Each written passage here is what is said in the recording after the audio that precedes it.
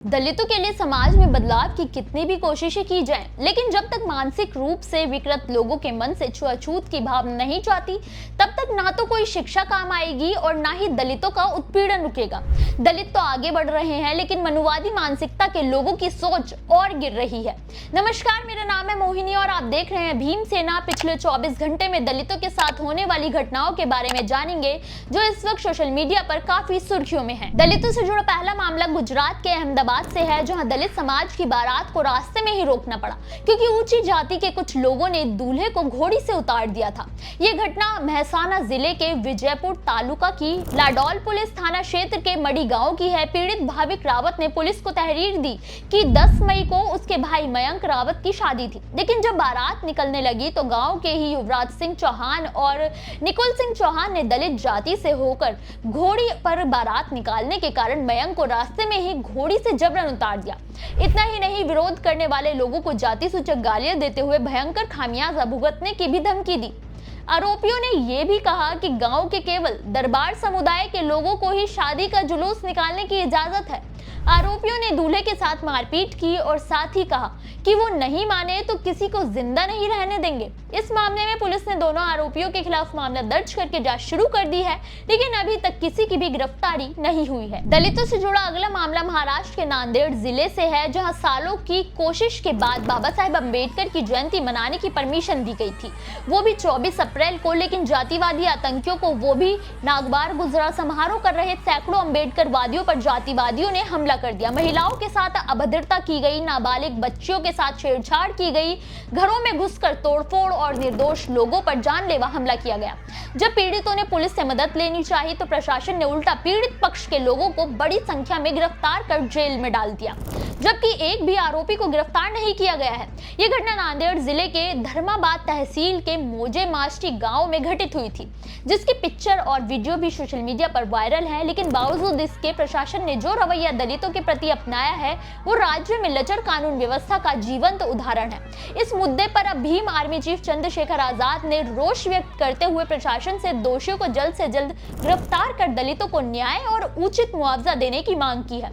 अगर ऐसा नहीं होता तो भीम आर्मी आजाद समाज पार्टी कांशीराम के प्रदेश अध्यक्ष अशोक कामले ने प्रदेश व्यापी जेल भरो आंदोलन करने की चेतावनी भी दी है। ऐसे में देखना होगा कि आजाद के इस मामले में पड़ने के बाद प्रशासन का क्या रुख होता है। दलितों से जुड़ा अगला मामला उत्तर प्रदेश के बदायूं से है, जहां आरोपियों के हौसले इतने बुलंद है कि दिन दहाड़े एक दलित महिला को जबरन अगवा किया गया और फिर उससे दुष्कर्म किया गया। ये घटना बदायूं के मूसाझाक थाना क्षेत्र के एक गाँव की है।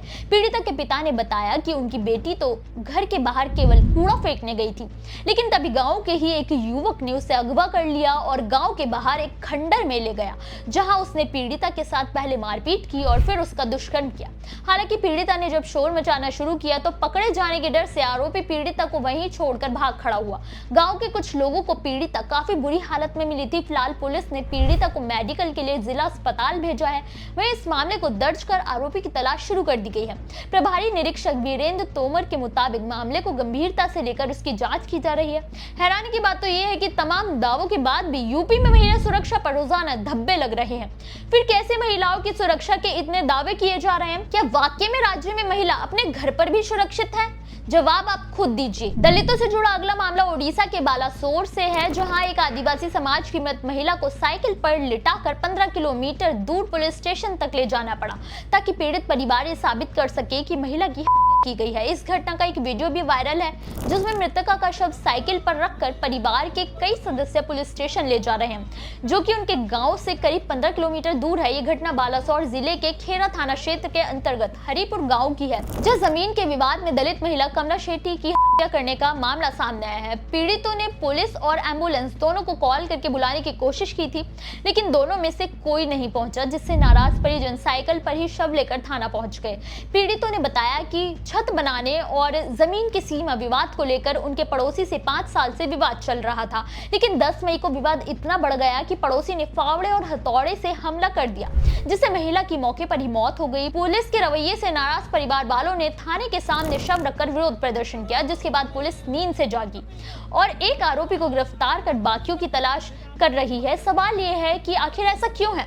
कि दलित और आदिवासियों को हर बार न्याय के लिए आंदोलनों का सहारा लेना पड़ता है। दलितों से जुड़ा अगला मामला यूपी के कुशीनगर से है, जहां की कानून व्यवस्था दलित महिलाओं को लेकर इतनी कमजोर होती जा रही है कि ना तो वो महिला सुरक्षा कर पा रही है और ना ही उन्हें आसानी से न्याय मिल रहा है, और कभी कभी तो न्याय के इंतजार में पीड़ित दुनिया ही छोड़ देते हैं। ताजा मामला कुशीनगर के पडरौना के कस्या थाने की है, जहां बलात्कार की पीड़िता एक मंदबुद्धि बच्ची को न्याय मिलने में 7 साल लग गए। ये घटना 30 जनवरी 2019 की है, जब पीड़िता बकरी चराने के लिए बगीचे में गई थी, लेकिन तभी रामनाथ पटेल ने पीड़िता को दबोच लिया और उसके साथ मारपीट करने के बाद दुष्कर्म किया। बच्ची किसी तरह से अपने घर पहुंची, जहां उसने अपनी आपबीती बताई, जिसके बाद परिजनों ने पुलिस थाने में मामला दर्ज कराया। हैरानी की बात तो यह है, इन 7 सालों में न्याय के इंतजार में पीड़िता की मौत पहले ही हो गई। वहीं अब विशेष न्यायाधीश SC/ST एक्ट इफराक अहमद की अदालत ने आरोपी को आजीवन कारावास की सजा सुनाई है और 56,500 रुपए का जुर्माना भी लगाया है। अपराध तो रोजाना अनगिनत होते हैं,